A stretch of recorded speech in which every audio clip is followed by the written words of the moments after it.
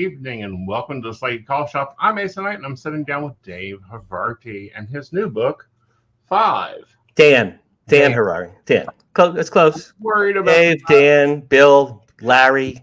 You can call me Larry. When I was 20, I spent the summer in Boston where I was going to college. I worked that summer at a little grocery store. And the owner, for whatever reason, the guy, my boss, he could never remember my name, so he called me Sid. And I thought it was so fun, Sid, like I'm Sid. So the whole summer he called me Sid, and then everyone else in the store called me Sid. And the whole June, July, August of 1976, that summer, everyone called me Sid, and I was like, okay, I guess I'm Sid. So you can call me whatever you like, but it's Dan Harari. Dan Havarti. All right. So with this new book, you take on another metaphysical topic, which is past lives. Where did this come from? Okay, so I'm going to hold it up here, so do a little plug. So my newest book is called Five, a novella, right? And I sent it to you, and thank you. I know that you read it. Thank you. Five, a novella. It's my fifth book. I've had 5 books published in the last 2.5 years, and my joke is Stephen King, take that, right? I don't think even Stephen King's done 5 books in 2 years, man. I really don't think he can. He may have, but I can't think of anyone else who would have come close to that. Just real quick, I'm a Hollywood publicist. I've been a publicist for over 40 years. I work in the entertainment industry. This is my office in Beverly Hills. I own my own PR firm. Okay, where did this book come from? I walk 5 miles through my neighborhood every other day. And probably about exactly a year ago, I was walking my 5 miles one day, and I just, for whatever reason, Aeson, the word five, just like, you're walking 5 miles, okay, 5. And then five, F-I-V-E, just came into my head. I'm like, that's just such a strong word. I just like that word. It reminded me of the movie Seven with Brad Pitt, if you ever saw Seven. It was a really dark, awful movie. But I just thought five, that's just such a solid word, like 5 fingers. There's just something about 5. So I'm walking around, okay, 5. Then when I was walking last fall, I remembered that good 20 years ago, I think 2 or 3, I used to go to psychics and to be hypnotized and get readings. I don't really do it anymore, but about 20 years ago, I was into that for a while. So I went to a few psychics 20 years ago. 3 of them, and they were all women, 3 of them told me independently of each other, Dan, I have bad news. What? You were a serial killer in one of your past lives. You murdered and raped and killed women, violently killed women, including your mother. And I'm like, well, the mother part I could understand, but the other parts, I'm like, probably the most. I've never been in a fight, literally in my life. Never once been in any kind of physical fight ever, not even close. So I'm like, really? I was murderer? Wow. So that's 20 years ago. I forgot about that. Okay. So last fall, I'm walking. The word 5 is in my head. Then I'm thinking, one of my lives, I was a serial killer of women. Okay. What do you do with that information? So I'm thinking that would be a good premise, I guess, for a character in a book. Okay. Then, and I told you when we were backstage a minute ago, also about 25 years ago, a famous psychic, Tom, he was a deaf psychic. Celebrities used to go to this guy. He was very, very accurate. Tom, and I remember the year I had a girlfriend named Susie. So it was 1997. Tom told me in one of my past lives, I was a star actor on the Hungarian stage in the late 1800s. So I remembered that as well last fall. So I have the word 5. I was a star in the Hungarian theater in the 1800s. And one of my lives, I was a serial killer of women. So I'm like, well, those are all good things for a book. Right. And then also, I thought, I've written 4 books. If I write one more book, it'll be my 5th book. So there's another thing with 5. I just had 5. I was just like, I'm very intuitive, or whatever I have. I've had paranormal things my whole entire life since the age of 5. And that's another thing, since the age of 5. It's another thing. I can tell you that story, the first paranormal story. I was 5 years old. Okay, so I have all these things.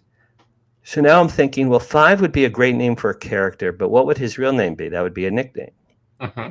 So I'm thinking Fievel, you know, Mhm. Fievel. It's a European name. I think it's Germanic. Fievel, his nickname is Five. He's an actor on the Hungarian stage in the 1800s, and he's a serial killer. So that's half. So I came up. I'm like, okay, I have that's a good story. I have a half a book there. I have half. I have to research the 1800s Europe and what that was like, and Mhm. how people spoke, and for background, I have to do a little research. That's I knew it was half a book though. Right. Then another walk from last year separately. As I'm digesting that, I thought, what if I brought that serial killer and reincarnated him from 1870, 100 years later, into 1970? Mhm. Because the book is about reincarnation, like you said. Right. So now I'm like, okay, so I'm going to reincarnate this guy in 1970. Who would he be in 1970? And then it's the funniest thing, man. I grew up in Asbury Park, New Jersey, Mhm. with my family. I worked with Bruce Springsteen before he was famous. It was in 1973. I was 16. Mhm.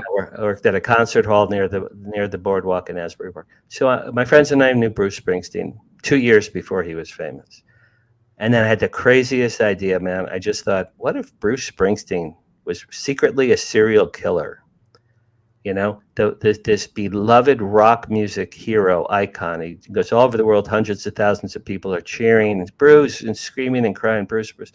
And then after a concert, he puts on like a cloak and he gets in a little car and he drives around town and he sees women and he goes, and he accosts women in dark alleys and he's a serial killer. It's the most incongruous thing I could ever think of. Right. Because in a million years, this guy would not be a serial. Why would he be a serial?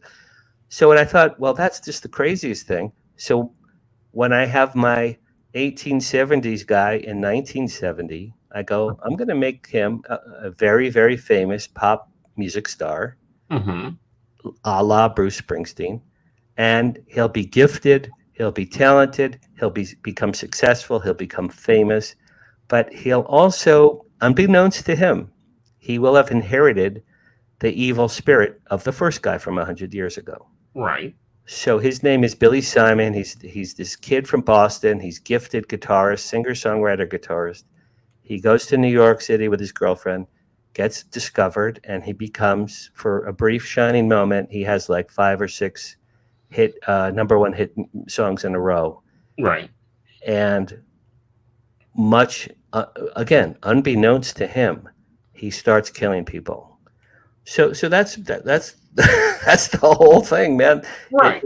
It's from things that had been told to me Mhm. from reputable psychics years ago, plus the thing of 5 that just popped into my head, Mhm. plus the crazy Bruce Springsteen idea. That's where this book came from.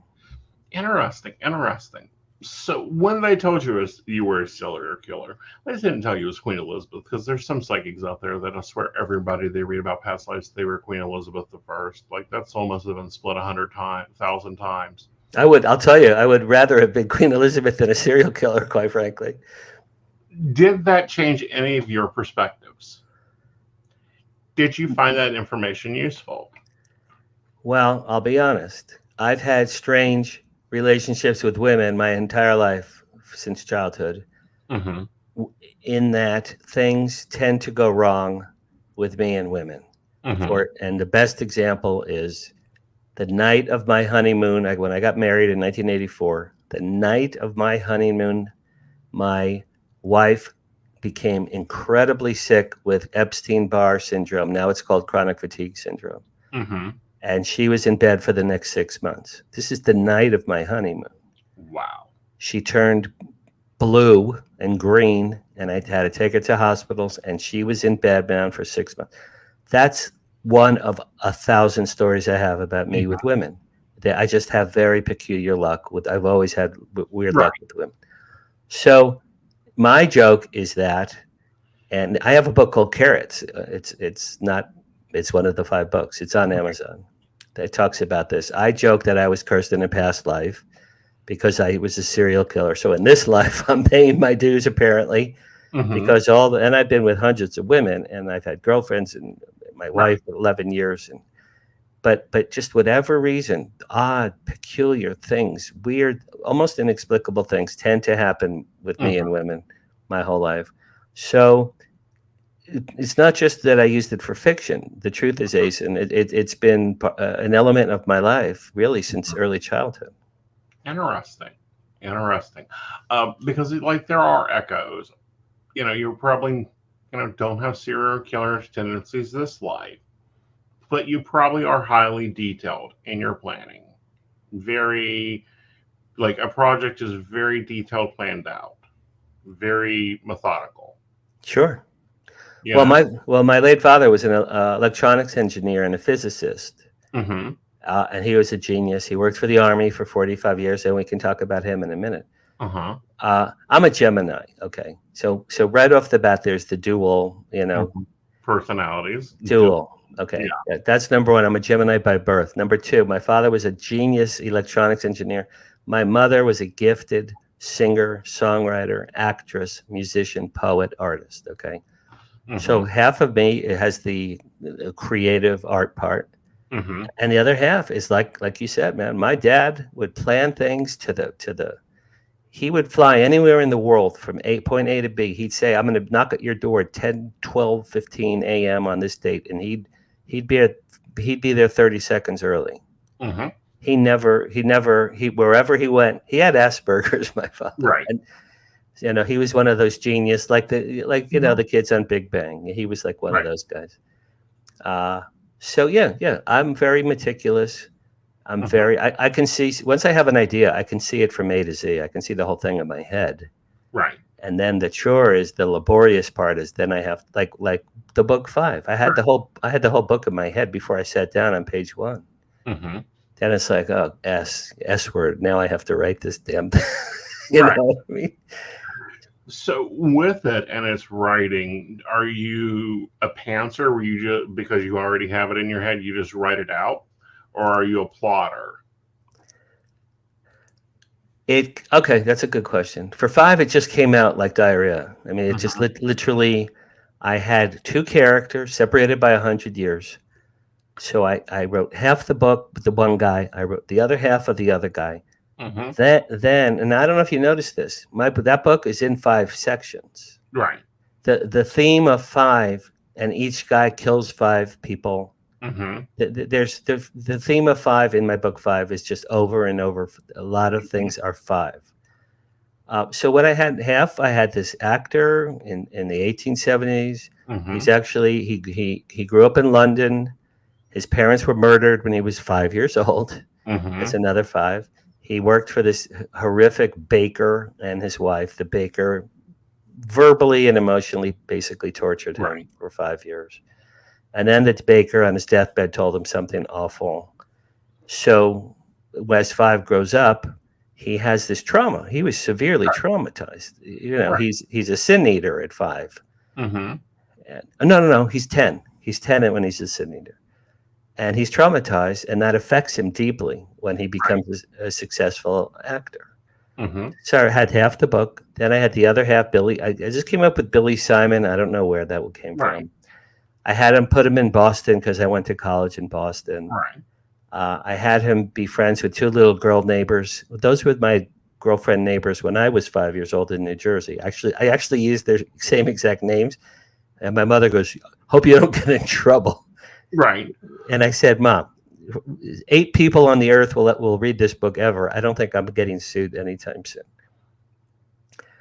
So I wrote the other half, and then I said, "Okay, I want to go back and forth in time. I could have had all the 1870s and then all the 1970s, but I thought, make the book, chop it into 5 sections." Right.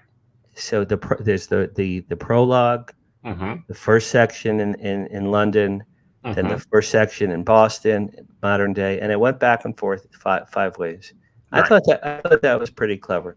I thought it was very clever that it was flipping between the 2 timelines, which can be very complicated to write. Thank you. Like that's a real chore a lot of times for a writer, is to do multiple points of view and then to do different timelines, because it's like where was I with this or where was I with that when you're having to pick back Yeah, up. oh yeah, that's true. I'll tell you the truth. When I was doing the modern era stuff, I had to reread. What the hell did I do with Yeah. this guy when he was in Hungary? What did I have him do and say? I had Yeah. to refer to myself Right. when I did the part 2 part of it. Yeah.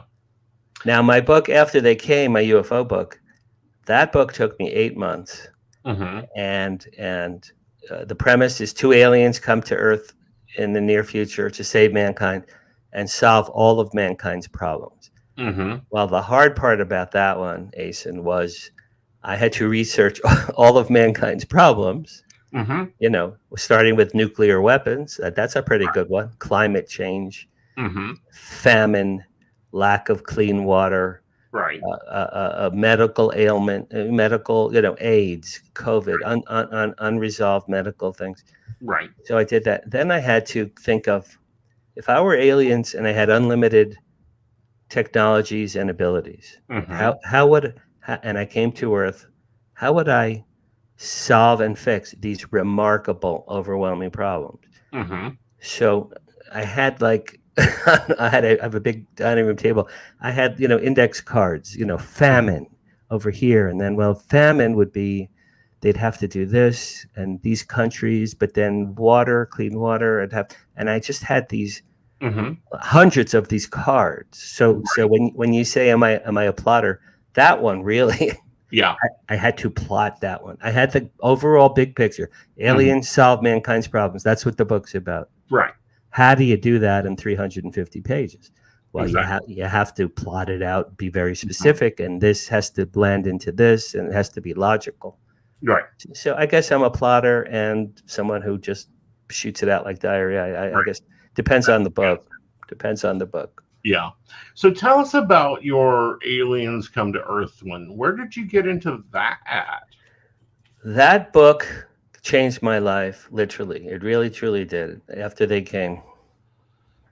Right. That one. There we go. The premise, the backstory about that one is in March 1970, I was 13 years old in suburban New Jersey. And my father one day picked me up from school about 3:00 in the afternoon. I don't know why. I don't remember why. Picked me up and drove me home in his car. So we're driving home, suburban New Jersey. It's about 3:00. It's daylight. I look through my father's windshield, and there's a huge UFO V, like the letter V, like Victor, silver, bright silver, huge, hovering above my father's car.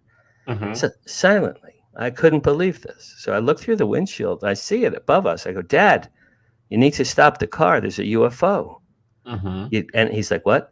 You got to stop the car, Dad. You got to stop the car. And then I'm screaming, stop the car. Stop the, it's a UFO. Stop the car.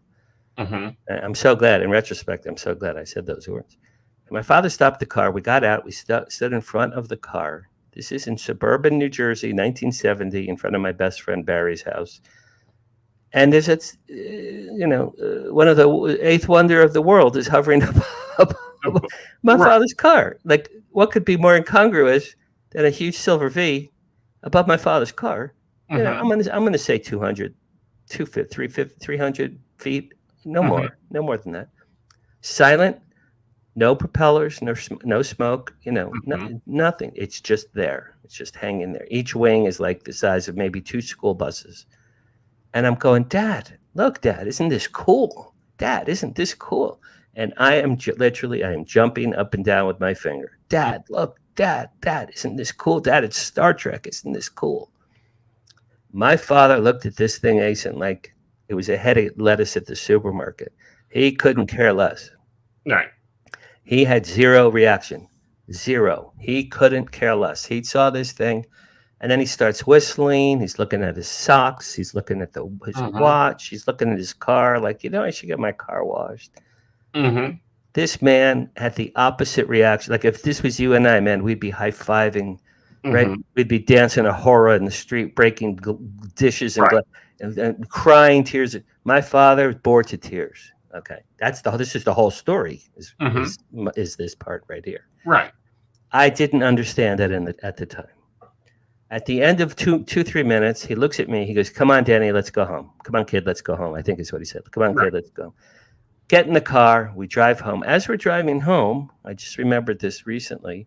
The craft followed us for maybe another block or two, silently, and then it sped up and vanished direct ahead. Right.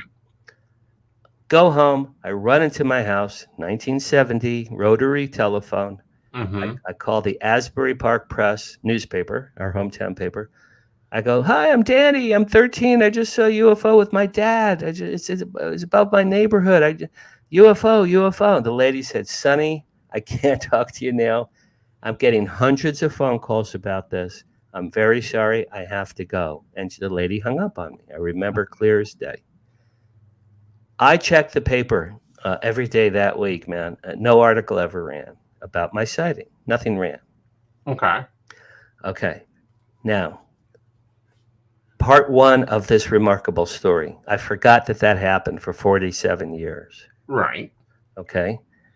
Now, people have said, I've done interviews all over the world. People say, how could you possibly forget that?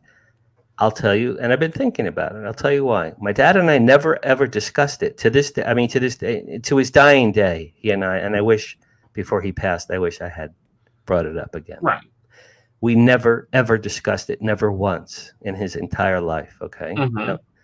Two, I never told my mother or my two brothers or my friends, which is really odd. I didn't,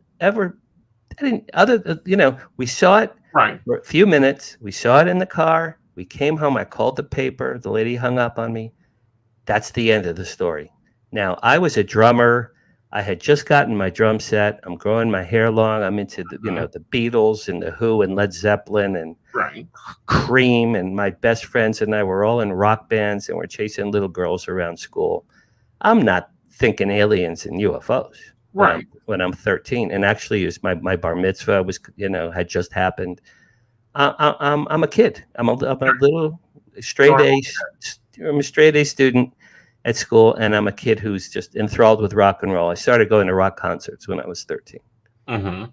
So my life revolved around music, really rock music. Mm-hmm. So I forgot about that for 47 years, and that's a true statement. Now, what happened 47 years later? We come to April 2017. My father died. He died in Florida with his second wife. He had a bad death. He had severe Alzheimer's and stage 4 prostate cancer. He had a terrible end, my father. Mm-hmm. So 3 days after my father passed away, I'm here in LA and I'm at work. Bless you. I'm at work one day and I'm just thinking, screw work, man. Why don't you just go get a deli? I was just, my father and I used to go to this deli called Junior's Deli near UCLA. We used to go there and get pastrami sandwiches. Mm-hmm. And when he visited me in LA. So I went to Junior's Deli to get a pastrami sandwich in my father's honor and think about my father. That's why I went to this place. Right. I sit down, and as I remember it, I think the place was empty. I sit down, I order my sandwich, the waiter walks away, and now I swear, as God is my witness, the following is true. I'm sitting there just thinking about my dad. Mm-hmm. A beam of energy or light, a beam of something from above right of my head, shot through the air and hit me in the head like someone had hit me with knuckles in the head like this. Bang, hard. And then through my eyes and brain, I guess, was projected in front of my face, 6 to 8 inches in front of my face, a 3D color hologram home movie from the 1970 UFO sighting I had with my father. Mm-hmm. It played. I swear to you, this is true. It played with audio. So I'm watching this. Now, it's not a memory because I'm in the movie.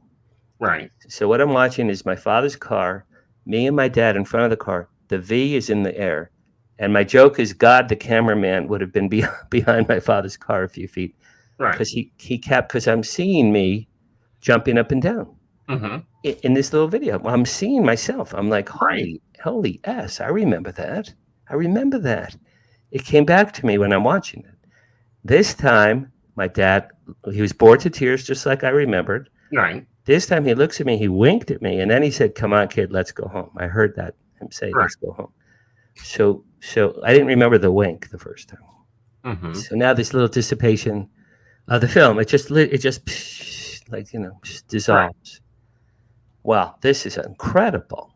I mean, this is the most amazing paranormal thing, I think, in my life. So my Mhm. heart's beating fast. I'm shaking. I'm like, what the hell was that? And then now I'm clairaudient, and maybe 12 times in my life I've gotten messages, no more than 12. Right. I hear in my, and it's always in my right ear, get a pen, get a pen, get a pen, get a pen. You need a pen. You need a pen. I asked the waiter for a pen, put it in my hand. My hand did automatic writing Mhm. on the paper placemat on the table. I still hadn't had my sandwich yet. My hand wrote the following: write a book about benevolent aliens. Lead character's father knew about UFOs. And then my hand wrote capital A, capital T, capital C. And then my hand stopped moving. And that was Mhm. the end of the automatic writing. So I lift this paper. Now I'm shaking. I'm literally shaking. I'm like, what is happening here? What is happening? I just want a sandwich. Right. And I'm looking. I'm like, write a book about benevolent aliens. Well, clearly I need to do that. Right. I mean, the universe literally is telling me, they left out Dan, comma, but it was Dan, write a Mhm. book about it, right? So I'm Right. like, well, I guess I have to write a book. Lead character's father knew about UFOs. Well, I'm thinking, well, if I'm the lead character, my father must have known about UFOs. That makes sense. Mhm. ATC, ATC. I've stared and stared 5 minutes, and then I came up after they came was ATC. Right. Then I finally get my pastrami sandwich. I couldn't. I inhaled that thing, man. I don't remember chewing it. I inhaled it. I went home, and then every day and night for the next 8 months, I Mhm. wrote that book after they came. Now, this is 3 days after my father died. Okay, Mhm. I believe in my heart that my father sent that little movie to Right. me from heaven. I really do. I think it's Mhm. from heaven. Now, who was my father? That's the question. Mhm. My father was an electronics engineer and a physicist for the U.S. Army, Mhm. 1951 to 1996, Fort Monmouth, New Jersey. It was a top secret Army base. I then researched Fort Monmouth after he died. Mhm. They have thousands of electronics and technology patents. The Mhm. scientists who worked at Fort Monmouth invented night vision goggles, portable radios, missile systems, radar systems. What I found out after my father died is that he helped invent military drones. Mhm. Now, how did I find that out? I have about 20 scrapbooks of my life story. Mhm. I looked through them after my dad passed. I just looked through them to see old photos of my father. In one of my scrapbooks, I saw that he had given me in 1985, and I still have it. It's an orange piece of paper. It was a profile of my father from his workplace from Fort Monmouth. It was a profile. This week we profiled Jack Harari.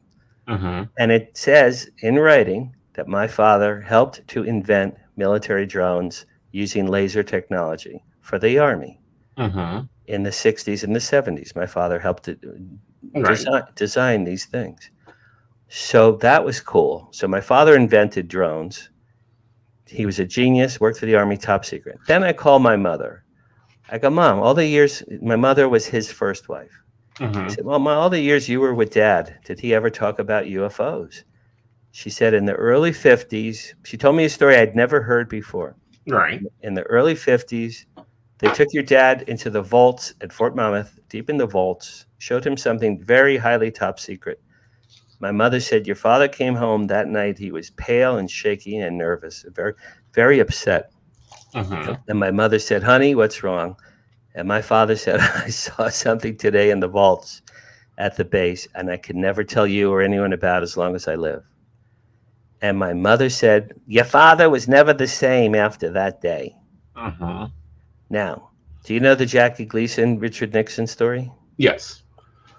Well, when I heard this from my mother after my father died, I thought, this is a lot like the Jackie Gleason, Richard Nixon, which people don't Right. know. What people don't know, in 1973, Nixon and Gleason, very good friends. They were playing golf one day.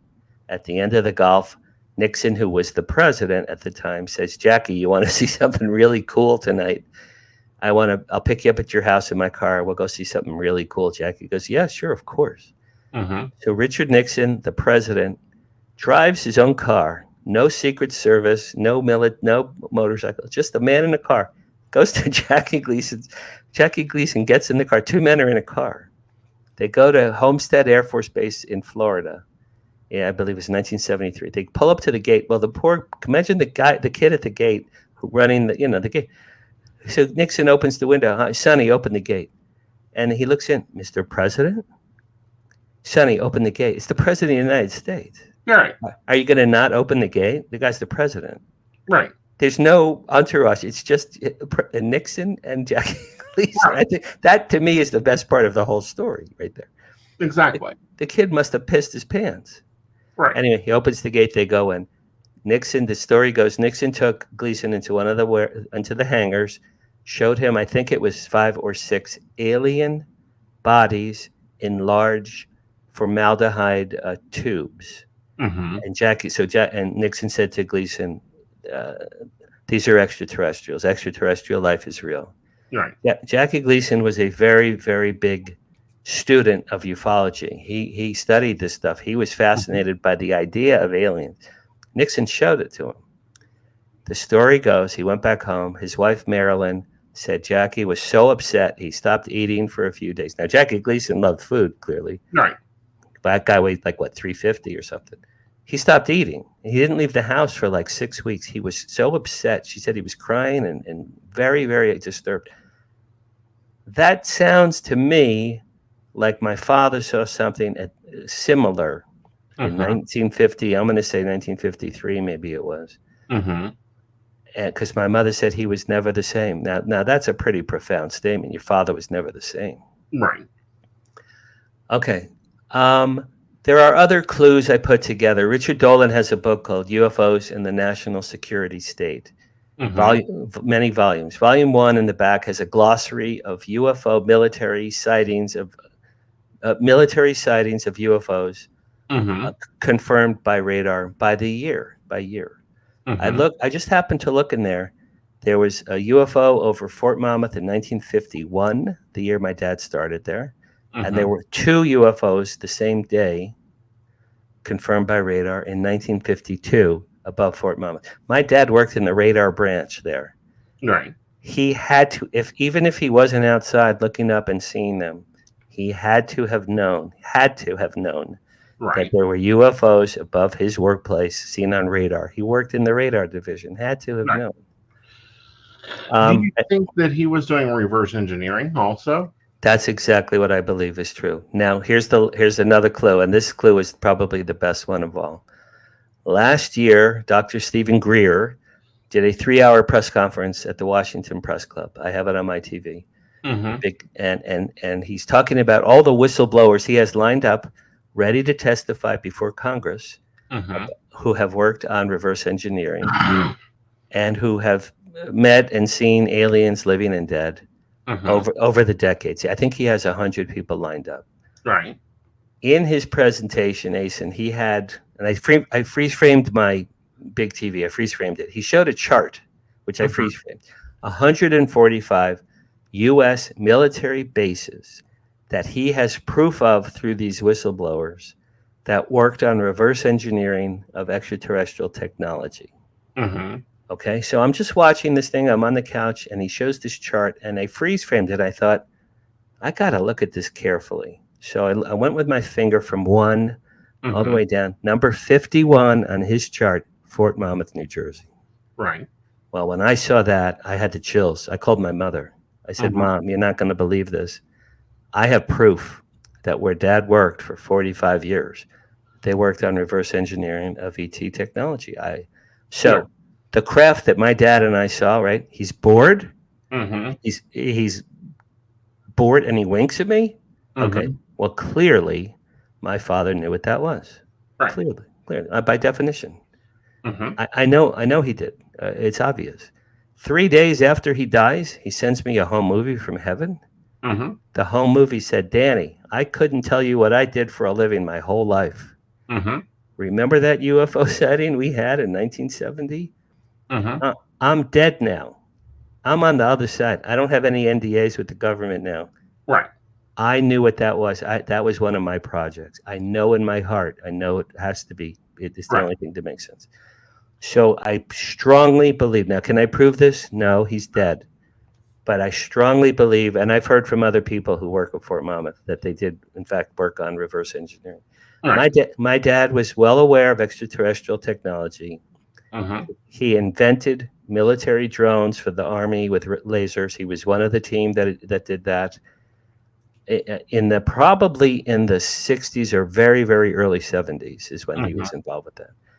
And okay, so all these things culminated in my book after they came. So my book came out. I wrote it 2017, 2018. It took me 5 years to get a publisher. It came out March 1st, 2023.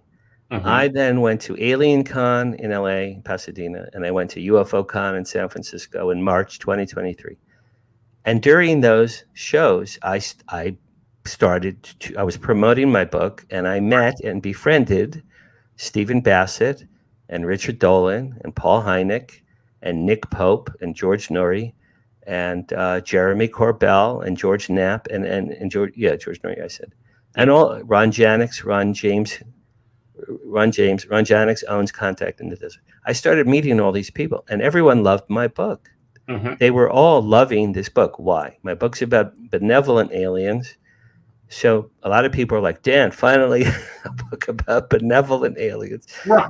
Because as we know from history, the day the earth stood still, the War of the Worlds, Independence Day, the famous Twilight Zone to serve man, aliens come to kill us and eat us. That's what aliens do. Or comic relief. Yeah, like Mars Attacks. Right. And even that one, they came to kill us. Right. So my book made a dent in that world. Now what happened is I became very good friends with Stephen Bassett. Mm-hmm. And he lives in Washington. I live in LA. Last May, he came out to LA for a few days. We had lunch in Hollywood, 3-hour lunch. And he said, Dan, you're a Hollywood guy. I'm a disclosure guy. What can we do together? Mm-hmm. So this is one of my light bulb things that I had. I have an instant light bulb. I look up at the ceiling. I have a light bulb. Mm-hmm. I look down, Stephen. I go, Stephen, you and I are going to create the Hollywood Disclosure Alliance. Mm-hmm. He looks at me. He goes, that's it. That's exactly what we're going to do. So we shook hands. Mm-hmm. That was at the end of May last year. 4 days later was Contact in the Desert 2023. Mm-hmm. Stephen said, Dan, you have to be my guest. I'll introduce you around. We'll tell everybody that we're starting this group. Mm-hmm.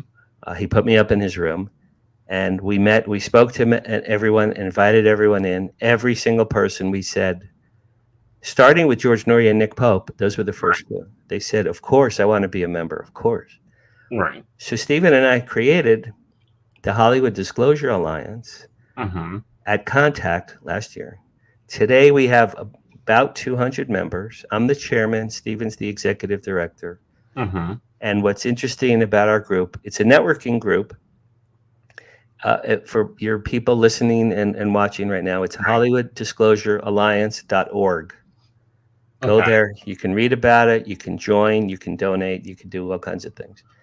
Half of our members are UFO ET researchers, experiencers, and disclosure advocates like Stephen Bassett and like Danny Sheehan in Washington, who's the America's most famous civil rights attorney. He's working with Chuck Schumer to get the Schumer-Rounds bill passed in Congress so that whistleblowers can come forward. Danny Sheehan, guy's a genius. Right. He's on my board of directors. The other half of our members are Hollywood writers, producers, directors, and performers. Shirley MacLaine, Dee Wallace, Thomas Jane, Dave Foley, Dania Ramirez, Michael Ian Black, who's on a new CNN show. He's going to be on my podcast in a few weeks. Right. So we have a very interesting, eclectic group of 200 people. Mm-hmm. We have a Slack channel that all of our members can talk to each other. And here's what happens there. It's very robust. If a researcher or an experiencer has a new book, they'll say, "Hey, I have this new book," and then someone on the Hollywood side could say, "Send it to me. Maybe we could develop it into a movie script or a TV script." Or conversely, if a Hollywood person says, "I'm casting a new documentary film about women who have been abducted and had their children taken," well, off the top of my head, I'm friends with 3 women who that has happened to. Right. So it's a cross. I call it chocolate and peanut butter. It's two groups that never were united before until I thought of this. And then they talk, and it's very robust. They talk back and forth all the time. They share information, new books, new documentaries, TV shows.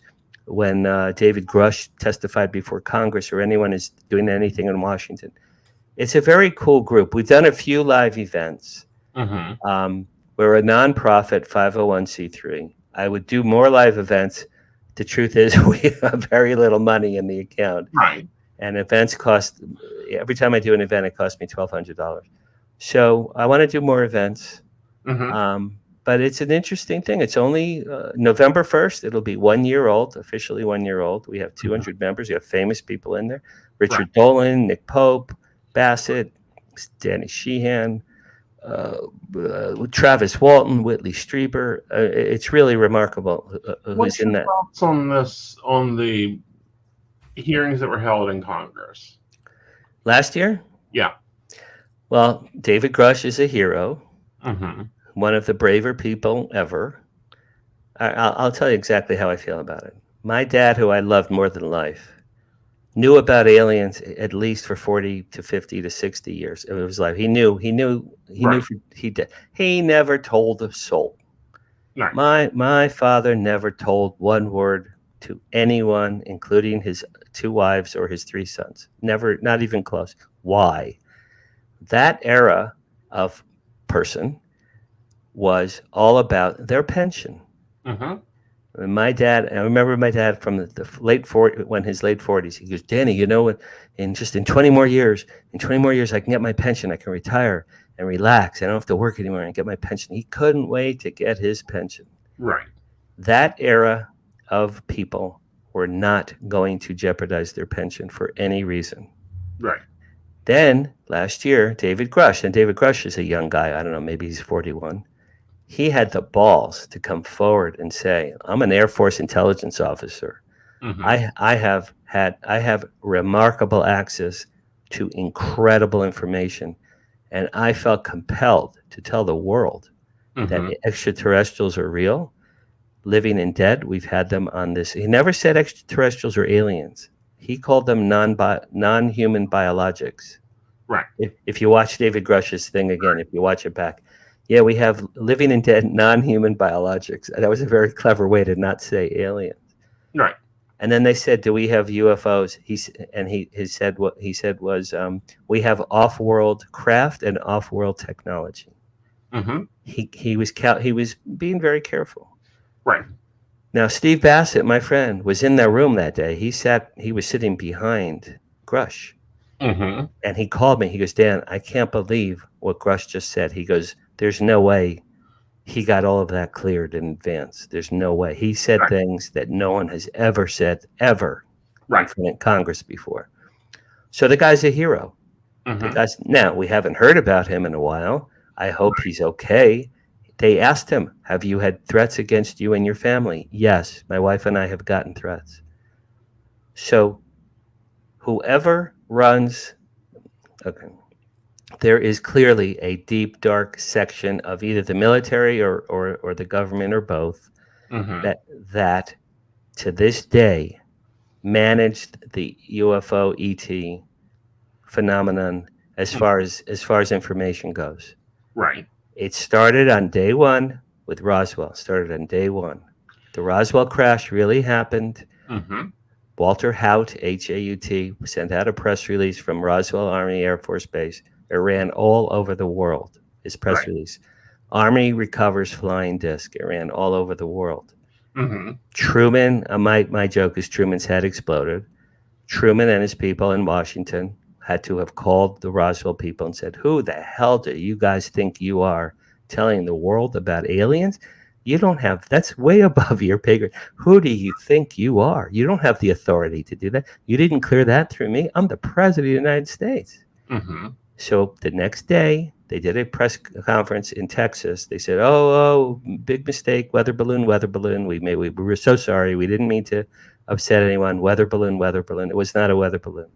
No, it's clearly not a weather balloon. And you've dealt in your career with press releases, press conferences, the whole press yard. Yes. Would you have ever made that mistake? Here's the thing. It wasn't a mistake. Walter House got approval by John. I believe it was Colonel John Blanchard, the head guy. The head guy at the Army base said, "Put out this press release." The head guy. Right. He wasn't some schmucky publicist who said, "Hey, watch this. I'm going to tell the world there's aliens." No, he got approval, man. Right. So Blanchard must have got screamed at by Truman. He had to have been screamed at by Truman. Did we ever follow did anyone ever follow what happened to Blanchard's career afterwards? I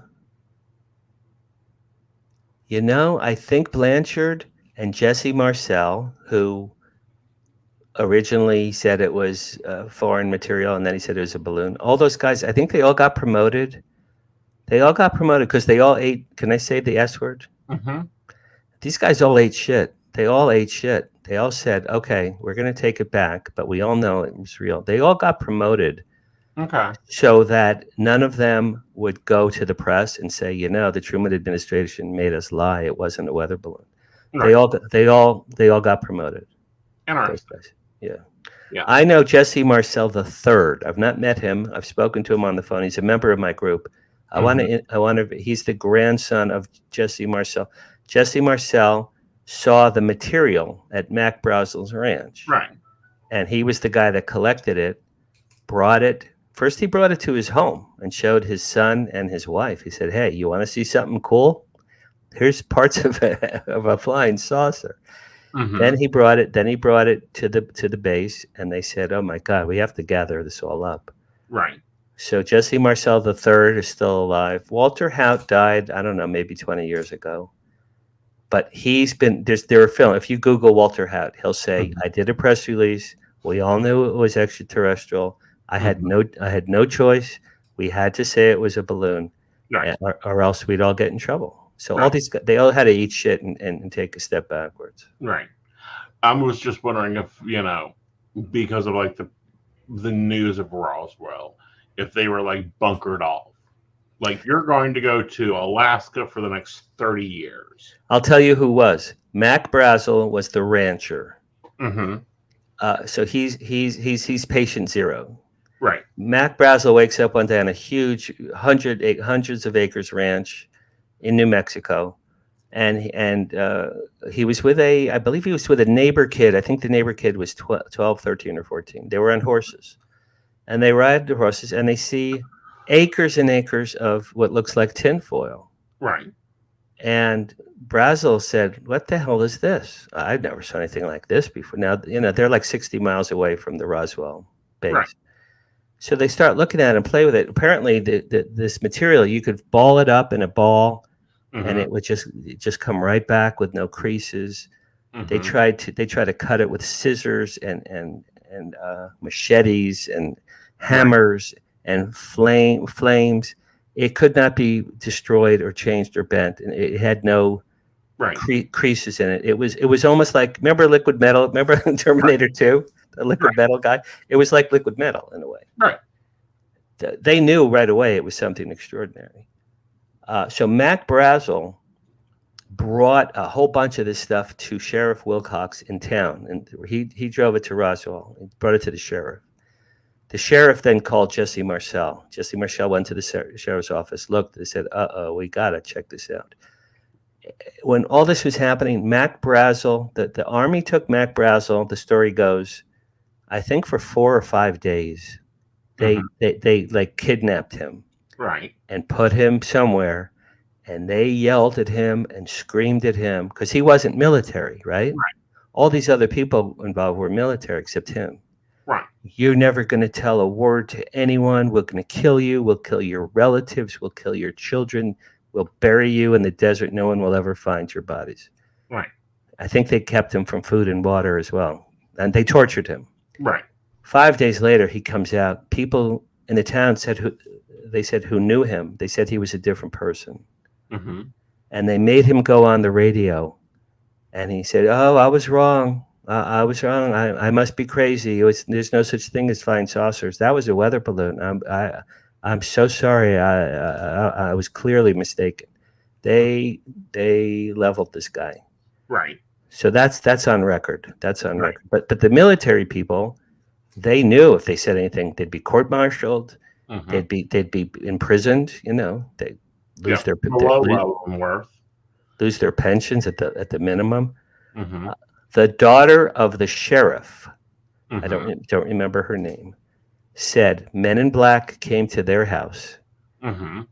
and gathered up the children and the wife of the sheriff and said, "If any of you ever say a word about this material, we will kill all of you, we will bury you, and no one will ever find your bones in the desert." There's video of her saying that. She was, I think, Right. eight or 9 or 10 at the time. Right. So the immediate people involved, it got closed off within 24 hours. It got closed off very, very quickly. Right. Because I'm thinking that there were episodes even before Roswell. That's true. There were. Yeah. There were. Roswell's the one that made big news because of the press release, but there was like stuff in the 40s before that. Well, we can go before. Or Roswell was June 47. Mm-hmm. There's an event called the invasion, the attack of the Battle of Los Angeles. Okay, Right. I don't know if you ever heard of this one. I love this one. There's an event called the Battle of Los Angeles. The Japanese bombed Pearl Harbor December 7th, 1941. We all know that. Mm-hmm.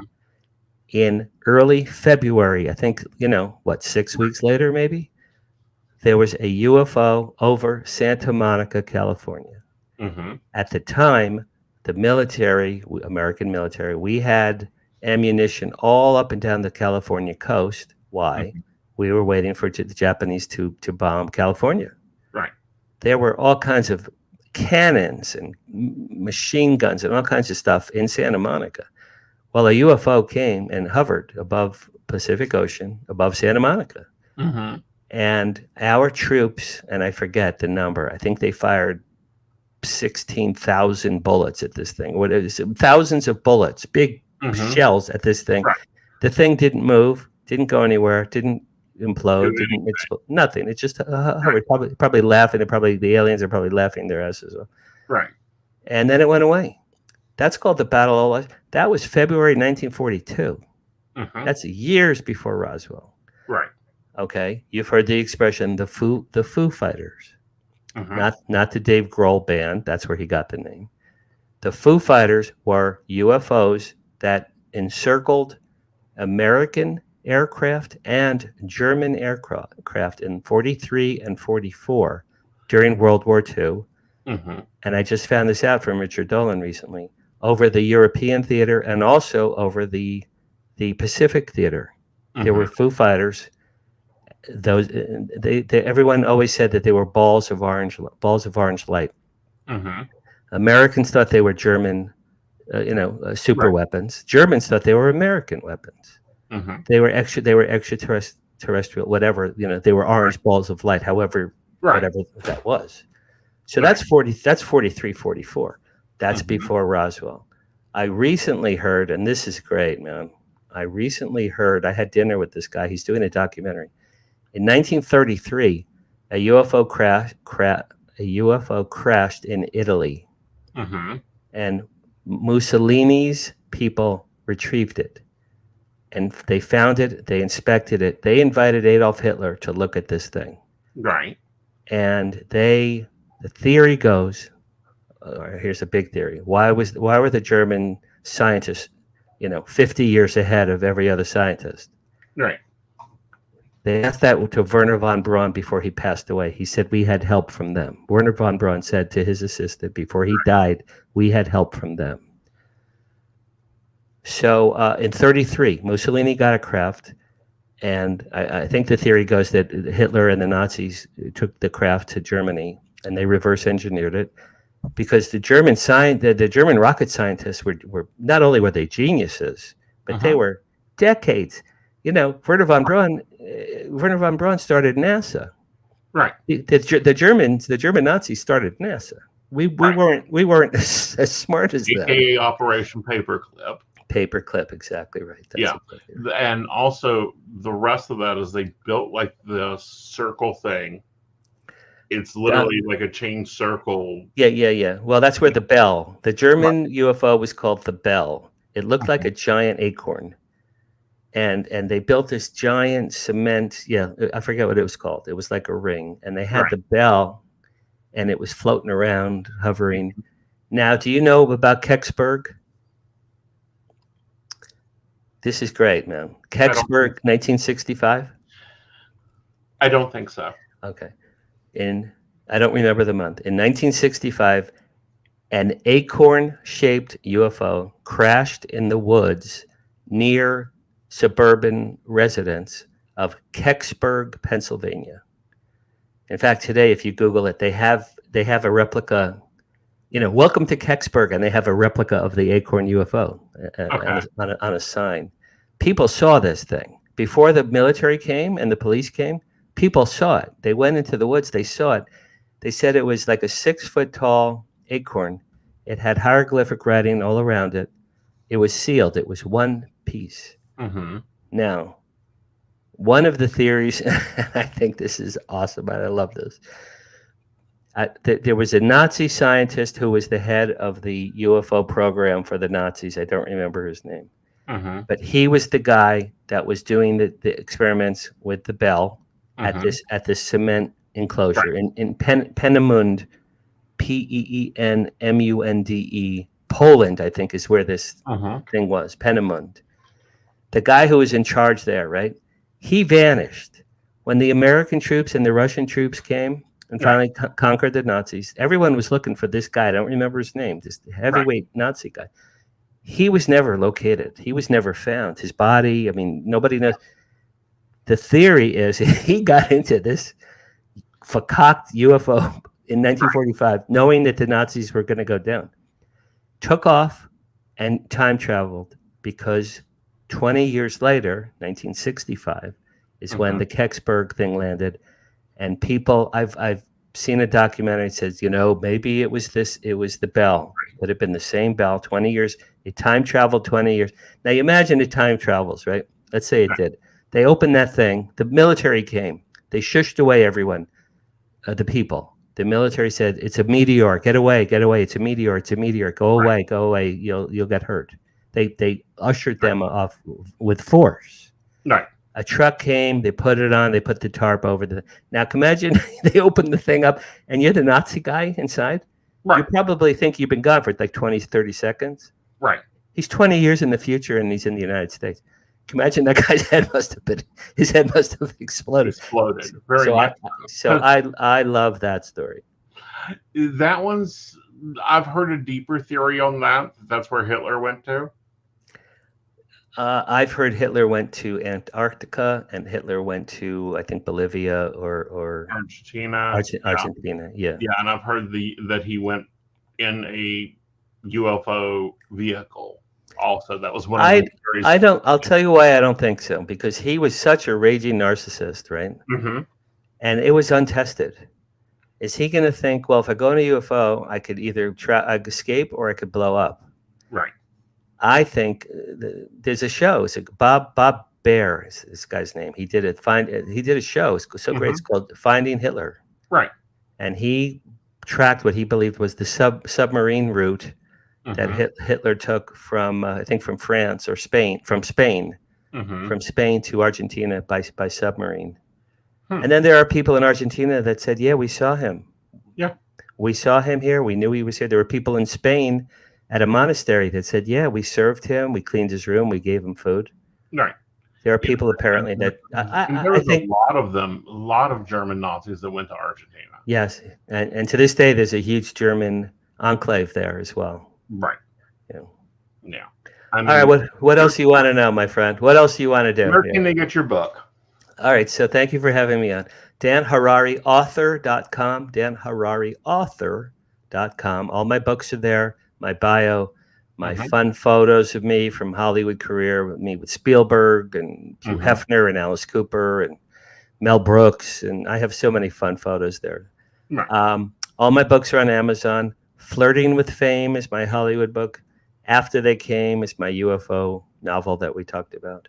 5 is my serial killer reincarnation book.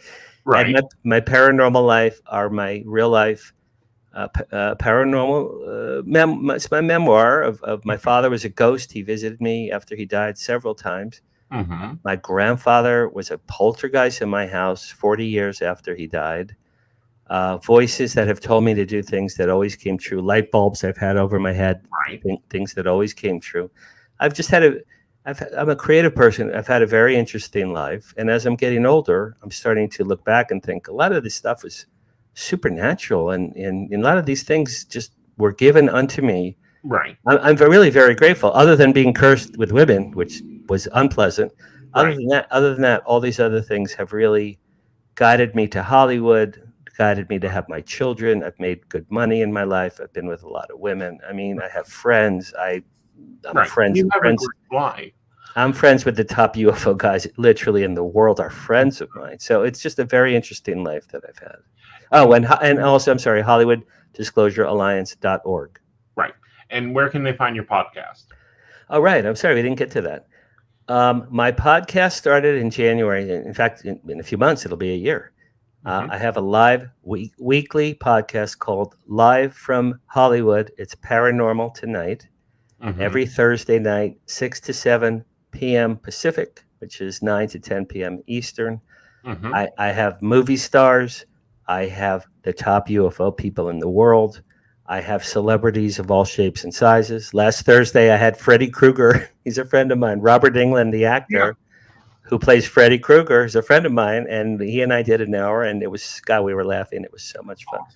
So that's on it's called The UNX. So it's THE, The UNX, UNX space Digital Broadcasting Network. The UNX Digital Broadcasting Network. They have my shows on YouTube, and it's also on all the audio outlets. Right. And Whitley Strieber has a show on this network. They have about 30 shows there. Mine is one of 30 shows, and there's some very, very good shows there. So the UNX Network, it's called. Cool. Awesome. Well, thank you for coming on, and come see us when your next one comes out, which I think will be soon. Okay. Well, we'll see what happens. Thanks, brother, for having me on. And I'm glad that having coffee with you. Okay. Yeah. Next time we'll do some coffee. If you're ever in LA, let me know. Will do, darling. Talk to you soon. All right, brother. Take care. Bye-bye. Love diving into metaphysical topics, psychic insights, and lively discussions? Now you can help keep the conversation going. By becoming a Patreon supporter of The Psychic Coffee Shop, you'll gain access to exclusive content, behind-the-scenes insights, and special perks just for our patrons. Join our community and ensure that your favorite psychic show continues to thrive. Your support helps us bring more enlightening episodes, special guests, and deep dives into the world of the unseen. Become a patron today and enjoy a cup of wisdom with us every week. Click the link to join the baristas and unlock exclusive content. Thank you for your support. Unlock your full potential with Aeson Knight's life coaching. Are you ready to take control of your life and manifest the future you deserve? Aeson Knight, a seasoned life coach and master psychic, is here to guide you on a transformative journey.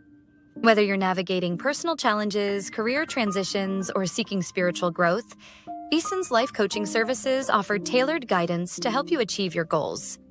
With Aeson by your side, you'll discover the tools to overcome obstacles, embrace your true self, and create a life filled with purpose and fulfillment. His unique blend of spiritual insight and practical coaching empowers you to turn your dreams into reality. Ready to make a change?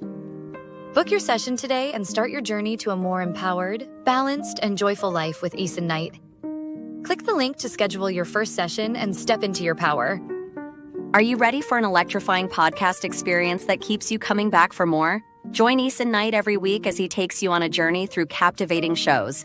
each exploring unique and fascinating topics. And here's the best part. By subscribing, you'll never miss an episode where you can get your burning questions answered live on air, absolutely free. Whether it's relationship advice, career guidance, or mystical insights, Aeson's podcasts have got you covered. When you subscribe, you become part of a vibrant community, engaging directly with Aeson as he shares his wisdom and leaves you feeling empowered and enlightened. Don't miss out. Subscribe now and be part of the conversation. What you'll get by subscribing: Monday 5 p.m. Metaphysics. Today, soulful conversations with Aeson Knight and Firefly, exploring the essence of metaphysics in today's world. Tuesday 8 p.m. The Psychic Coffee Shop. Dive into current events with a psychic twist, featuring special guests and thought-provoking discussions. Friday 9 p.m. The Mountain Bears Podcast. Lively discussions from a gayish, techie-ish, bearish perspective with Aeson and Joe. Sunday 5 p.m. Psychic That Plans. Get a weekly tarot energy overview and time management tips from Aeson Knight. Click here to subscribe now and never miss an episode. By subscribing, you're not just tuning in, you're joining a community of curious minds and ensuring you're always in the loop with Aeson's insightful and interactive shows. Don't wait. Hit that subscribe button and get ready for an amazing podcast journey. Ready for an enchanting journey of self-discovery? Join Lord Aeson Knight in our Wicca courses. Unveil the secrets of Wicca. Explore deity relationships, rituals, and more. As a third-degree high priest, Aeson Knight guides you toward empowerment and enlightenment. Enroll today and take your first step into the magical circle. Click the link to begin your journey. Psychic Saturday. Get 50% off with Aeson Knight every third Saturday of the month. Don't miss out. Book now. Good evening, Joe. How are you, honey? I'm doing pretty good. How are you this evening? I'm doing all right. Had a great conversation. You know, did? me and UFOs, we can get lost. Anyway. Oh, yes. And then, throw in Operation Paperclip and, a lot of other things. Yes. And speaking of operations, Uh-huh. Yeah. so I've had the lump off my ear today. So it's not a political statement. Right. I'm not wearing an ear diaper in solidarity. Right. I'm wearing the ear diaper because I need one. Well, and, I didn't do it. He went to a qualified dermatologist. Yes, he slept through it, actually. He was a little offended. I wasn't a little offended. I was a little bit husband worried. Hello, Miss Brenda. Yeah. Well, but it was also one of those situations, like my appointment was at 3. You weren't scheduled to get up till 4. I had to leave at like 2. Mm-hmm. And it's not a big deal. It was very quick and easy. I hope his stitching does well. That's all I care about. Yes. We should have asked him if he was a quilter so that we knew the quality of his stitching. But other than that, you're doing well. Yeah. I didn't do it. I didn't cut his ear off. I didn't point at something in the kitchen and him mistake it, misaim. Yeah. I didn't take a sword and chop his ear. None of those things have occurred. You can keep your hate mail and your comments about the show, not my relationship with you. Yeah, I'm not going through a Van Gogh phase. I haven't gotten there yet. So I hope you get to his cubic stage very quickly so I can enjoy the art. Alrighty. Anyway, so moving right along, Am I the Asshole? Always our favorite segment. Yes. So, am I the asshole for embarrassing my friends by correcting my drink order? I, 22 female, don't drink for personal reasons, but I love the taste of pina coladas. I recently went to eat at Outback Steakhouse with 2 friends and saw pina koala on the menu. It was described as a cocktail version of a pina colada with a koala on it. When the server came, I asked if they could possibly make a virgin pina koala, and she said she'd ask the bar. A few minutes later, someone from the bar came over and said, here's a virgin version of the drink, and put it on the table. It was not a pina koala. This was a tall pink drink with a koala rubber duck on it. I later figured out this was their other koala-themed drink. She had already left before I could process that I got the wrong drink. I looked at it again and said aloud to my friends, "This isn't a pina colada." One of my friends responded with, "It's okay, at least you got a drink." I shook my head and expressed that I ordered a pina colada, and that's what I was expecting. My other friend shook their head in response, saying they went through the pain of making the drink virgin for you. Just be grateful. I said that I was going to correct them because it wasn't what I ordered. My friends went back and forth with me for a while, insisting that it would be completely rude and unnecessary of me to correct them. They even suggested I just try the drink and only correct them if the drink was awful. I'll admit I did try a sip of the drink and it was good in its own right, but I wanted a pina colada. They kept reiterating how the bar went through the trouble of going out of their way to make a virgin drink for me, so I should just be happy they even did that. Finally, the server arrived and I corrected my order, ignoring my friends. The server was very kind and apologized and had the bar make me a virgin pina colada. My friends were so annoyed and irritated with me the whole night. They insisted I was being a Karen and should have just stayed quiet. They said I embarrassed them with my entitlement. I just continued to ignore them. The end of the night was awkward, and I've been thinking about this incident for a few days now. I normally struggle to correct my orders, so being able to do so was a big step for me, but I still wonder if my friends were right and I should have been grateful to receive anything. Am I the asshole? Go for it. Go for it. No. Oh my God. Like, are the kids all right? Are the kids all right? Are the kids all right? So like, here's the thing. And now I understand I will assume you and your friends all being in your lower 20s. Probably don't know this, or have necessarily formed this idea yet. But pina colada is mostly a flavoring. Right. In terms of making a virgin drink, this is one of the easiest ones. Right. The easiest ones. Because literally you just don't add rum. Right. That's it. That's it. It's the whole thing. Don't add the alcohol. Virgin drink. Very simplistic. You get basically 95% of the experience because, frankly, most of the time it's coconut rum. So it's so that you don't taste the alcohol. It's literally one of the drinks that is meant for people who don't like the taste of alcohol. For the most part. Right. So one, there was no trouble in making to correctly make your drink in the first place. Right. So there's that. Meanwhile, whatever their other drink was, and I will just about guarantee it is something just as simple. Right. To skip the alcohol and make a mocktail as your pina colada, because typically when restaurants do this kind of themed drink, it's going to be with something that is typically already kind of a fruity non-alcoholic. Right. As in, it's the when I say non-alcoholic, I do mean in the terms of like the people who already don't like to drink. Right. To get you to order a drink. Like, there's a whole list of them that are very fruity. You don't taste the alcohol. It's all about like the fun tropicalness of the drink. The alcohol is typically already down the list. Right.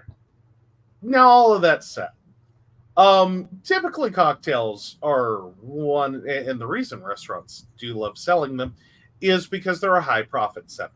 Right. They're the amount people spend on drinks. Right. Is a huge boost to bars compared to the cost to actually make the drink. Right. Like, there's some cost involved. It's not that bad. And literally every bartender's gonna make a mistake. Right. You hear the order wrong, you've got a bunch of orders coming in, you whatever. You get distracted. Every once in a while you throw a dud. Right.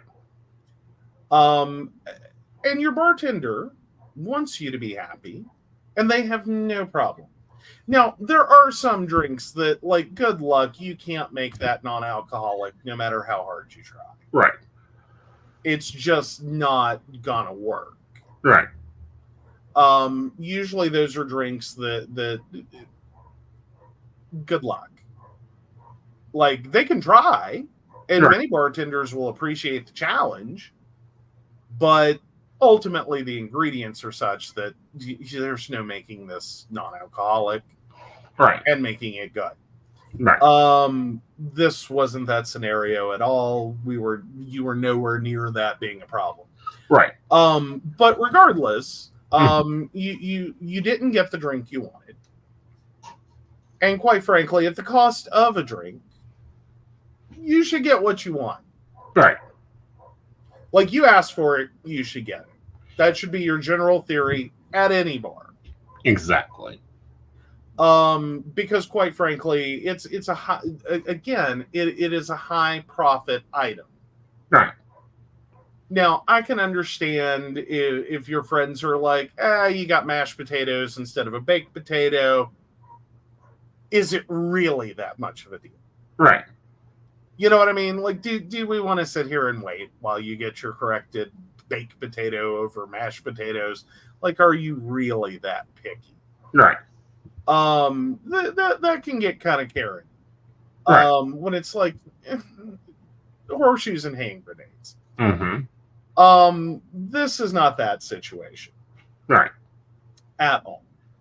So, one, always, if you're ordering a drink, be willing to accept that if you order it non-alcoholic, it may not come out how you want it to. Right.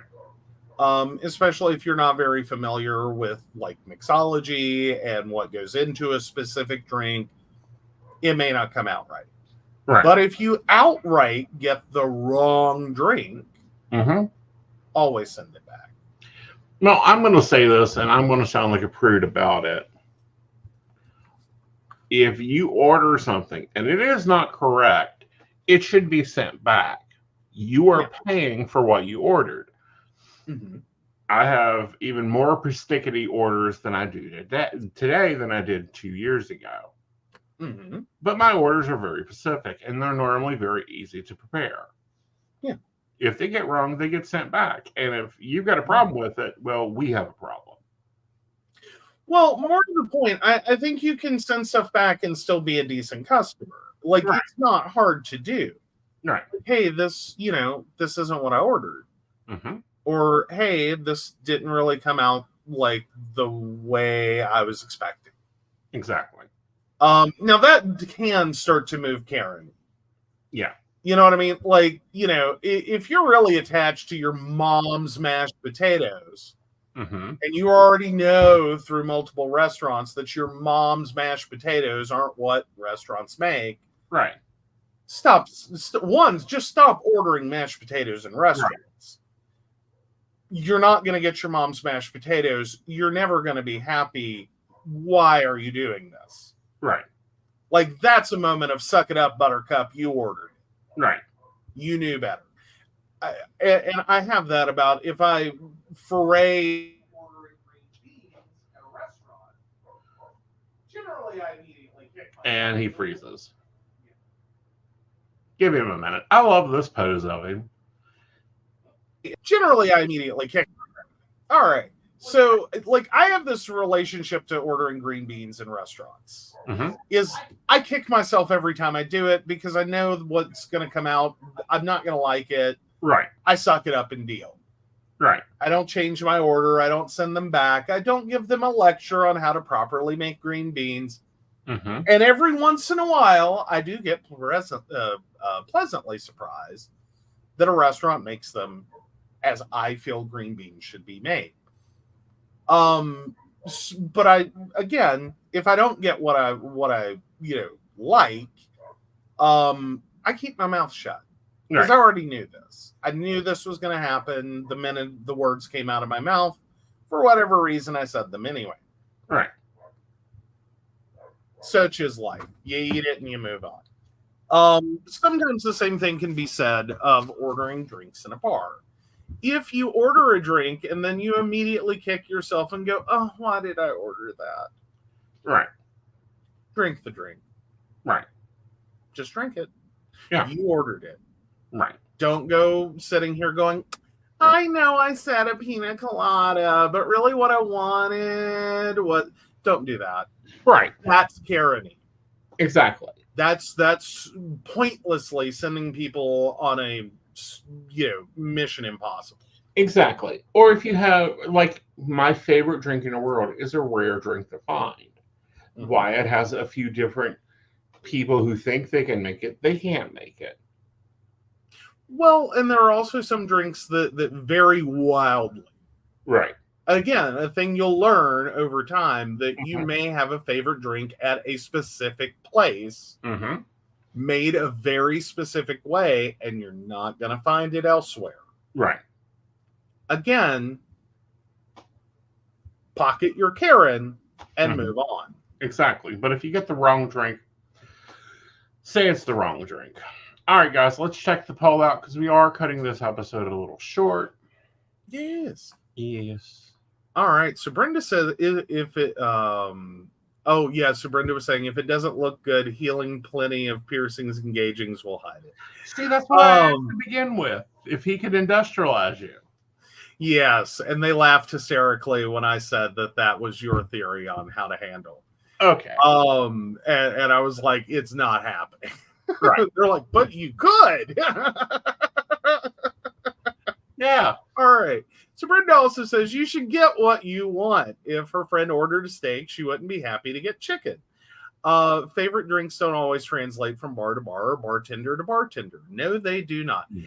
And I speak from a little experience on that one. I don't drink much. I'm very much in line with this OP. My favorite drink is a Midori sour. Mm-hmm. You want to talk about a drink that can vary drastically. Right. From bar to bar, from bartender to bartender, that is one. There are apparently like 5 different ways to make it. I like 2 of them. Right. But I will accept, and it's my general tester drink of whether or not I'm going to be ordering more drinks tonight. Like Right. if your bartender trashes my Midori sour, not that Mhm. I drink very often. But if I order my Midori sour and it comes out and it's not what I want, I'll drink it. Right. I'm not ordering another. Please don't bring me another. Right. And I'm not going to try to order anything else because I've generally found if you hit a bartender that makes a favorite drink different than what you like, Mm-hmm. they typically make anything else you're going to order in ways you don't like. Right. It's a taste and preference thing. You're not their customer. Right. I'm not your customer. And I move on. Right. Now, if a bartender ever gives you like talk back, feedback that is negative, I will say, just stop drinking it. Right. Don't bother. Right. Again, had that happen at one place, I dearly love strawberry lemonade. Right. And any of you who've been to Red Robin know that they have an amazing one. Right. I did run into a bartender there that got really flustered by the fact that I will pound those back. Right. And I don't care if I'm paying per glass. Right. I will pound them back. The bartender started complaining about how much effort it took to make it. Mm-hmm. And guess who stopped ordering them? Mm-hmm. I'm not here to be your problem. Right. But I would challenge the idea, do you really want to start bitching about a drink that's $7 Mm-hmm. that I'm pounding back and I really don't care Right. what this is going to be at the end of my bill? I really fucking love it. Right. But I'll quickly switch to sweet tea and move on with my life.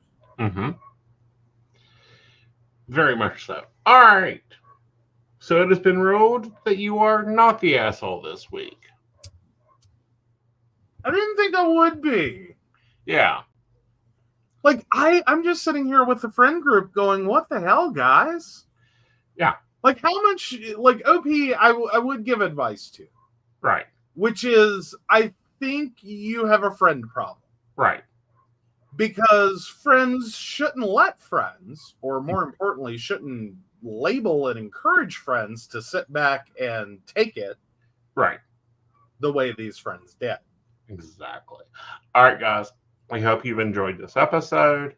Go get his book. Check out the Hollywood Disclosure Alliance. All in the show description. And we will see you on Friday at 9 p.m. for Mountain Bears. Until then, let's pop in our patrons. Oh, yeah. Got to do that. We almost forgot. So, of course, we want to thank Beverly Walker, Mika G, Brenda, Joan Owen, Shannon C, Shannon D, Lady Gwendolyn, Caitlin Bell, Devin, Bella, and Maria Meyer. If you'd like to learn more about us, the show, or how you too can become a Patreon sponsor and receive all the wonderful benefits our baristas receive, please visit us at pcsbnetwork.com. Yes. Now, you can join me on TikTok tomorrow night at 8:30 when I sit down with a cup of coffee and some cards, and we'll talk for about an hour. Ooh. Until then, Very see you good. later, guys. Bye. Bye.